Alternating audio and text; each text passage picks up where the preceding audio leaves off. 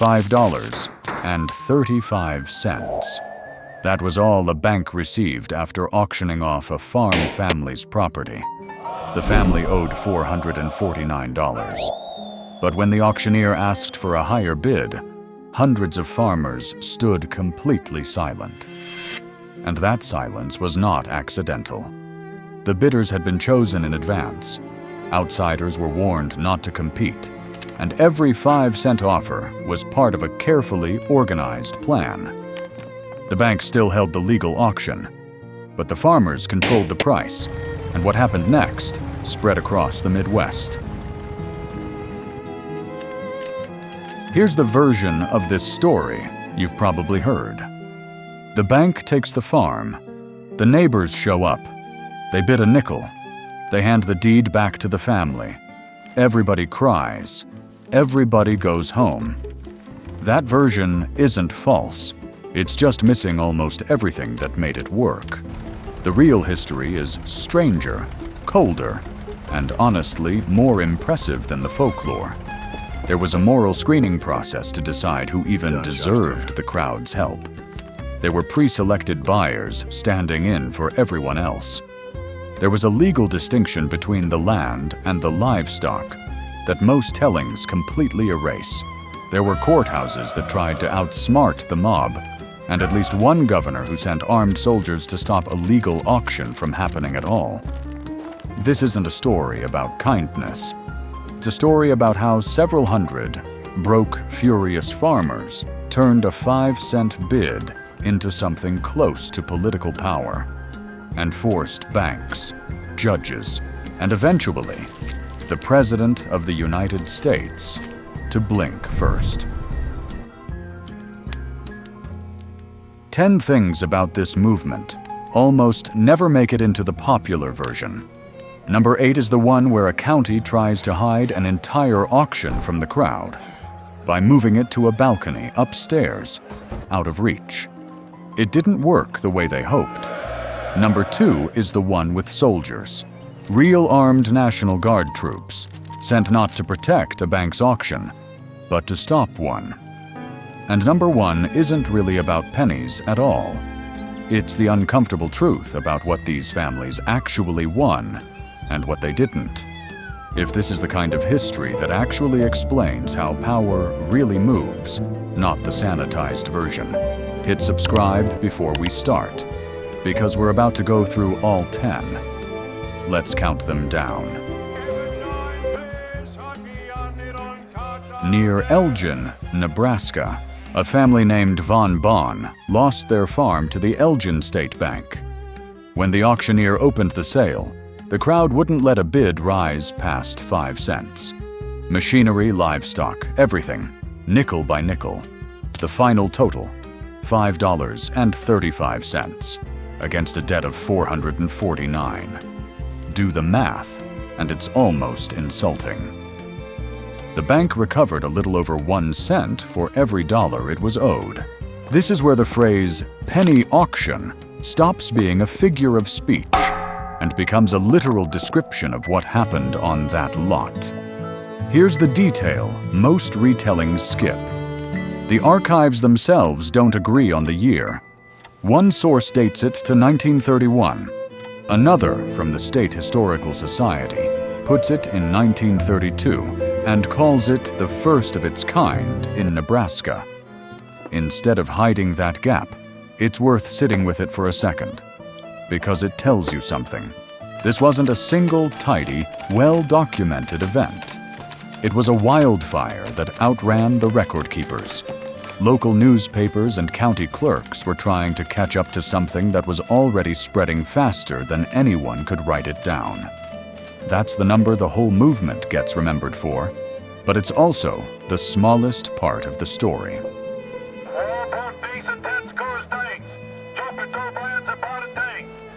Here's the detail that changes the entire picture, and it rarely makes it into the story.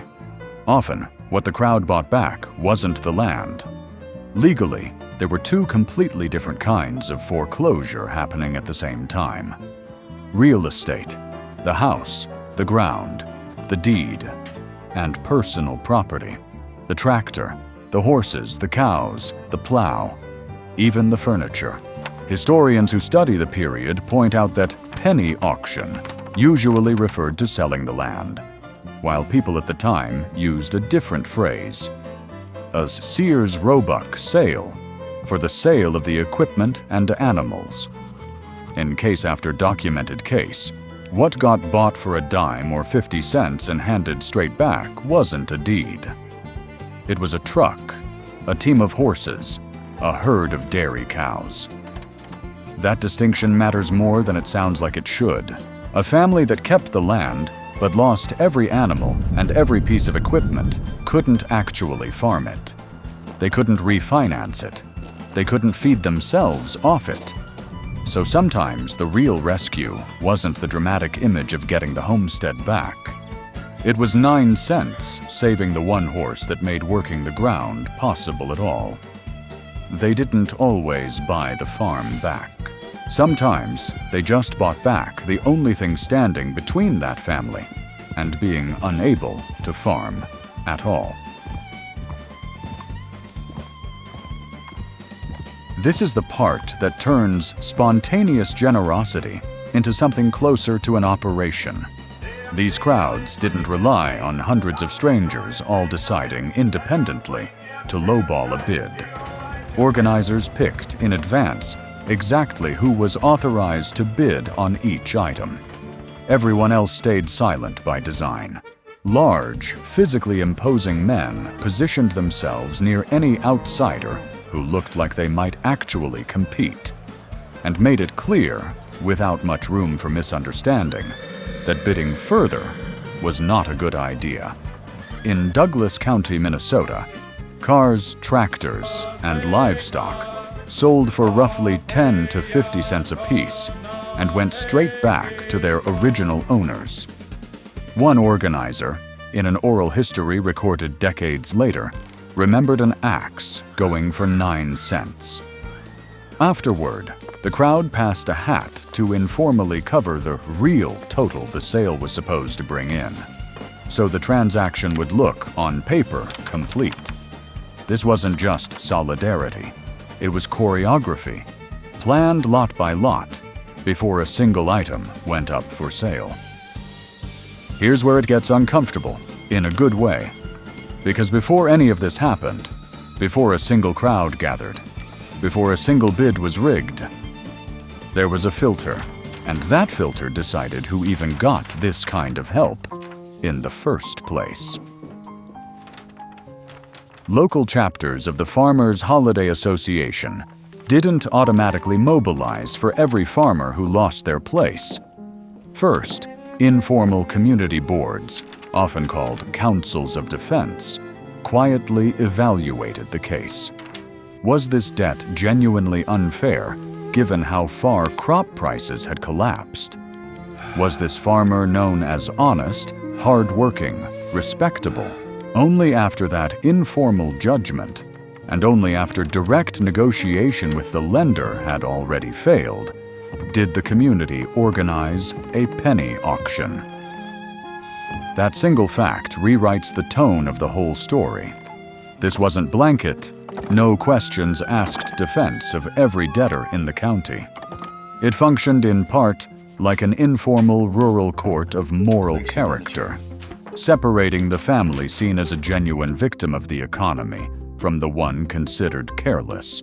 In Douglas County, researchers found farmers who openly accepted that their debts were legitimate. They just argued that crop prices needed to be high enough to actually pay them. To get the mob's protection, it wasn't enough to be broke. Your own neighbors had to decide, first, that you deserved to be saved.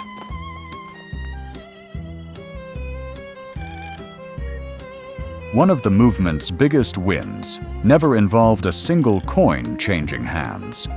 In September of 1933, a farmer named Arthur Sharp, near Carlos, Minnesota, was about to lose everything to a farmer's holiday-backed auction. The night before it was scheduled, the president of the local bank and a large landowner sat down directly with Sharp. By the time the crowd showed up the next day, The auction had already been canceled. The protest turned into a celebration on the spot. The bank didn't cave out of goodwill. Historians looking at the pattern conclude lenders and landowners had a simple financial incentive to cut a deal that guaranteed them something, rather than face an auction where they might collect only pennies. In 1 week alone, Douglas County saw 3 separate deals negotiated after the local movement started taking real, visible action. So maybe the biggest victories of this whole movement happened off camera entirely. The simple expectation that a mob was coming was often enough to force the bank's hand before the gavel ever came down. In Douglas County, one contemporary estimate put the cost of producing a bushel of corn at roughly 92 cents. It was selling in 1932 for about 10 cents. Local farm income had fallen to roughly half of what it had been the year before. Sit with that for a second. Working harder, planting more, harvesting more could make the debt worse, not better. This is a much better explanation than farmers couldn't pay the bank. The system was a trap by design. Payments were fixed based on land and crop values from years when prices were high. To keep up, families produced more. More supply pushed prices down further. The debt stayed exactly where it was. One documentary account describes farmers literally burning 10-cent corn as heating fuel because it was cheaper than coal. So far, this has all been about economics and organization, clever, coordinated, but still operating politely inside the rules. What comes next is where the movement stops asking and starts forcing the issue.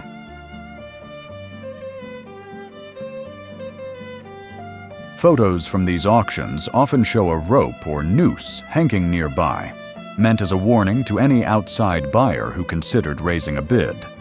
But the intimidation itself usually followed a deliberate, graduated escalation.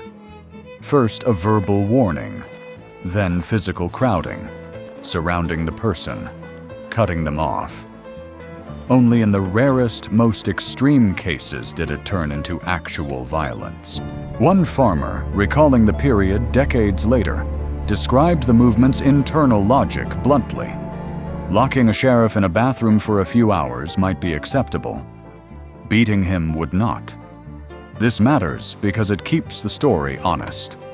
Those low prices didn't come from some accidental loophole in how auctions worked. They came from organized, extra-legal intimidation. The farmers involved knew perfectly well the sheriff had the legal authority to run that sale.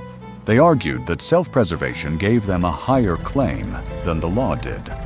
One senator who had provided legal help to farmers during the period later recalled that in some areas, the farm organization had practically replaced the courts and the sheriff's office in how foreclosures actually got carried out.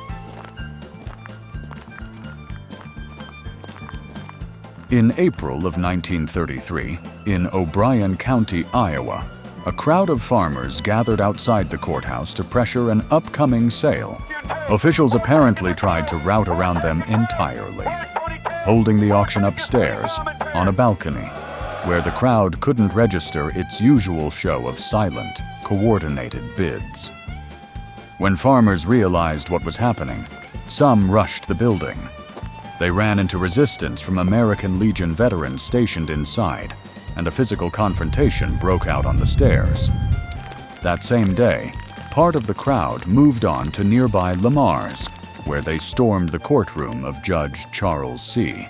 Bradley, who was hearing a case tied to farm foreclosures and Iowa's foreclosure moratorium law.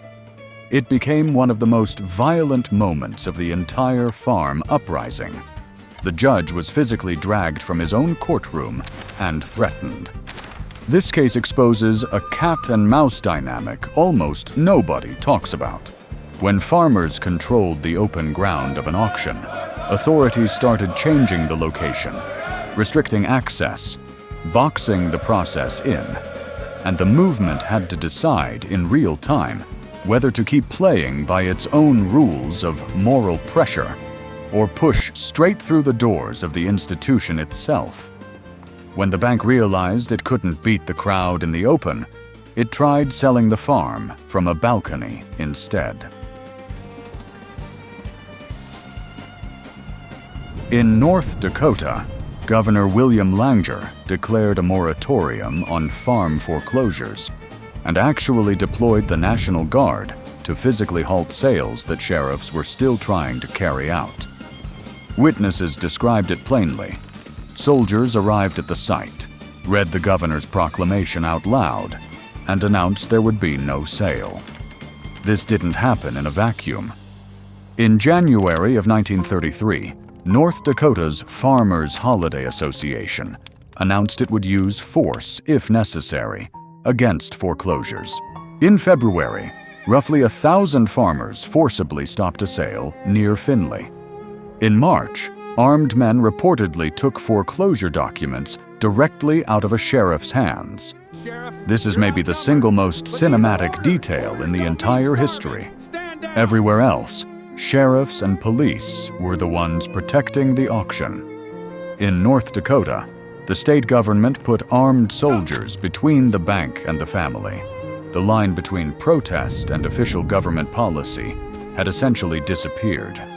So after all of this, the moral vetting, the rigged bids, the threats, the courthouse standoffs, the actual soldiers, here's the question worth asking. Did it work? And what does working even mean here? Penny auctions were illegal. They were vulnerable to prosecution, and they could not by themselves permanently erase anyone's debt. Some families who got their animals or equipment back, or stayed on the land a little longer, still lost the farm eventually. And nobody can put an exact number on how many families were actually saved, because the real weapon was the threat. And threats that worked never had to become an auction, a court case, or a headline at all. The real victory was about time and about politics. Through the winter of 1932 and into 1933, farmers across the Midwest bought themselves a stretch of months, enough to hold on until Franklin Roosevelt took office, and new federal credit programs became possible. By March of 1933, Iowa, Minnesota, and Nebraska had already passed foreclosure moratoriums. Minnesota's mortgage moratorium law was signed that April, after thousands of farmers marched on the state capitol. After that, the federal government expanded farm refinancing and relief, and in 1934, the Fraser-Lemke Act went further still, restricting farm foreclosures outright, until the Supreme Court struck it down, ruling it took away lenders' rights without compensation.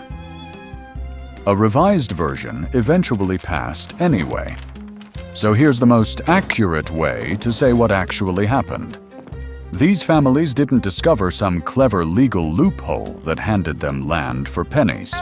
They made foreclosure socially expensive, physically dangerous, and politically radioactive, until refinancing, moratoriums, and better crop prices finally caught up and changed the ground underneath them. They didn't get their farms back because a nickel had some kind of magic power. They got them back because a few hundred neighbors decided that, on that particular day, the legal price of the land would be lower than the political cost of taking it. 10 items. Not one of them was luck.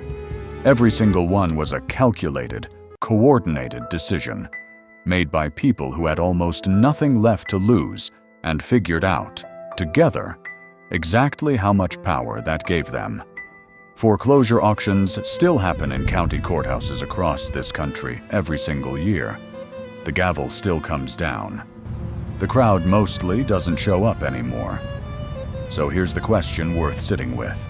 Was the old version of this story, The sweet, simple one where the neighbors just show up and hand the farm back, ever really the point? Or was the real lesson the one almost nobody tells you? That a debt on paper is only as strong as the willingness of the people around you to enforce it. Tell me in the comments, did you already know the real version of this story? Or did you grow up on the easy one too?